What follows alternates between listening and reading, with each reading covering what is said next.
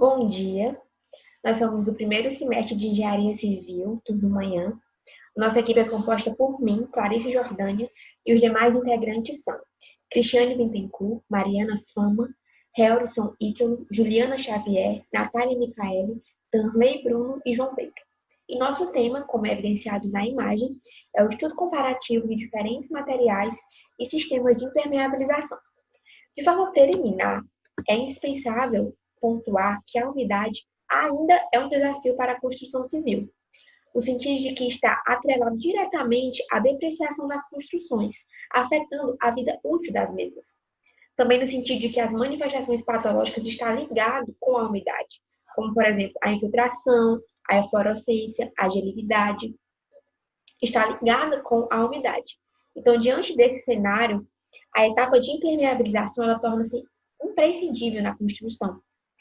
Segundo a NBR 9575, que teve a sua última atualização em 2010, define-se impermeabilização como, abre aspas, o produto resultante de um conjunto de componentes e serviços que objetivam proteger as construções contra a ação deletéria de fluidos, de vapores e da umidade, constituindo-se como um fator importantíssimo para a segurança da edificação e para a integridade física do usuário final. Fecha aspas. Em decorrência da grande gama de desdobramentos em relação a esse tema, impermeabilizantes, o artigo ele foi desenvolvido com ênfase no tratamento superficial, no tratamento prévio e na utilização das argamassas na etapa de permeabilização,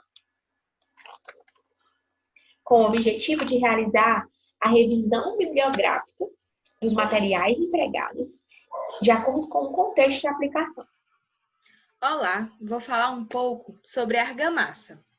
A argamassa, ela apresenta importantes funções. Protege elementos de vedação dos edifícios e auxilia nas vedações. Vou citar para vocês alguns tipos de argamassa. Argamassa com aditivo cristalizante, argamassa com aditivo hidrofugante, argamassa anti-umidade, argamassa com pó de carnaúba, argamassa polimérica, aditivo polímero e aditivo à base de látex.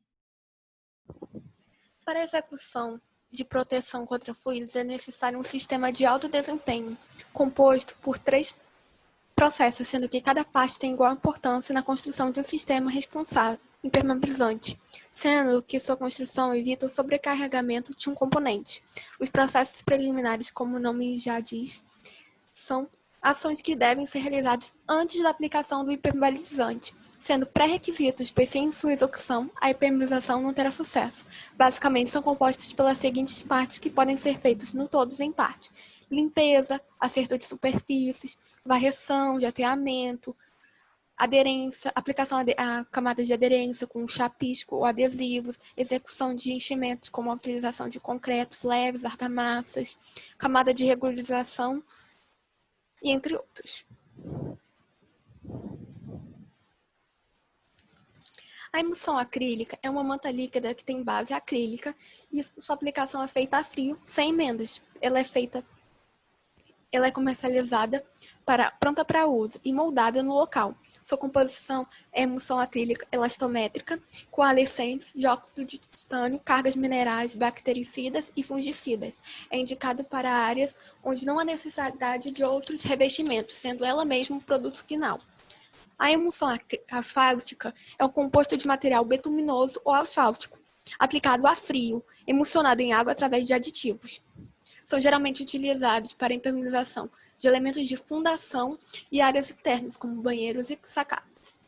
Já a manta asfáltica, ela é considerada um produto cuja composição predominante é o asfalto. As mantas asfálticas fazem parte de um sistema elastométrico, elástico industrializado recente que surgiu devido à necessidade do mercado. Para a aplicação, é necessário que seja feita a regularização da superfície e a imprimação, para somente depois distribuir a manta na superfície, com auxílio de maçarico, sendo comumente utilizados em telhados, lajes e...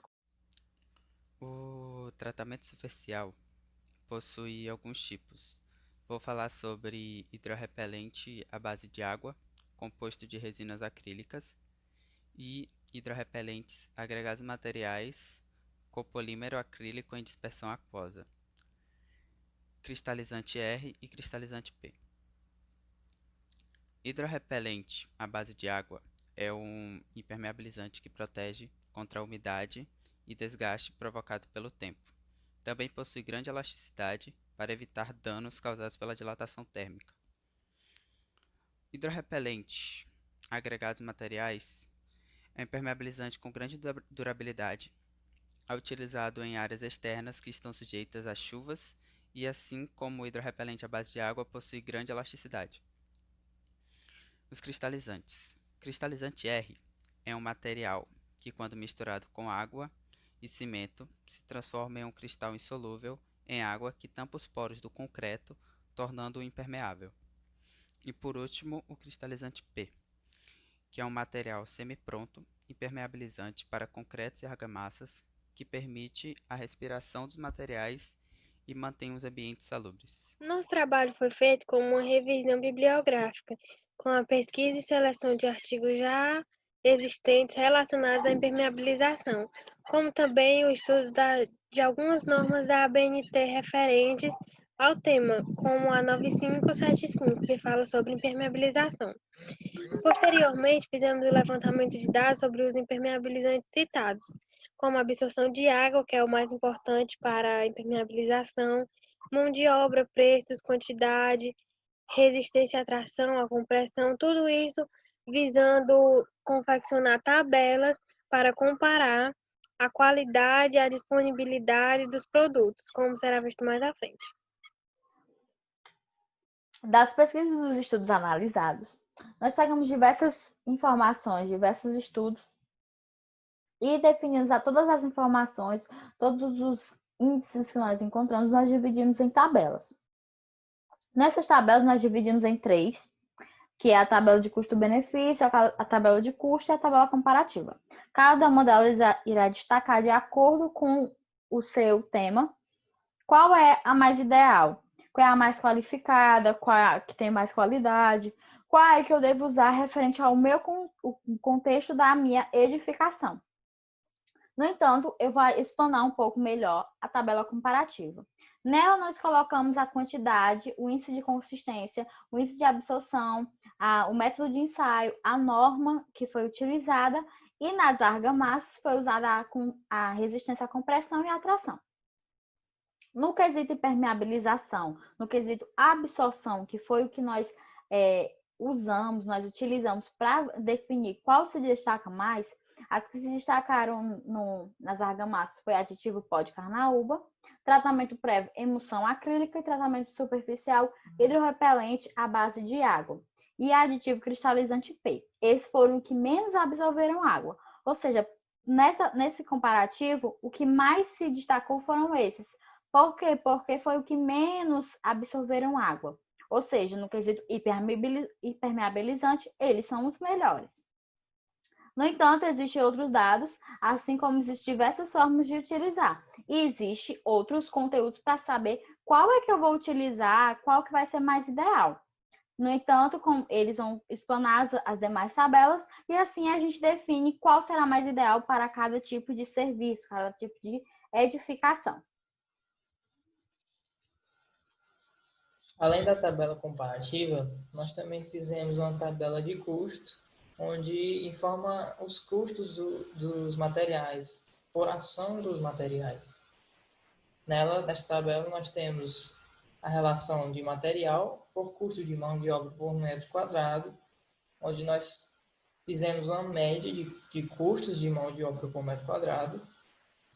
Temos também o preço em média por quilo ou por litro, dependendo do estado físico do material, o consumo do material por metro quadrado, o custo do produto por metro quadrado e o custo total por metro quadrado. Vale salientar que o custo total por metro quadrado é levado em consideração somente o material e a mão de obra.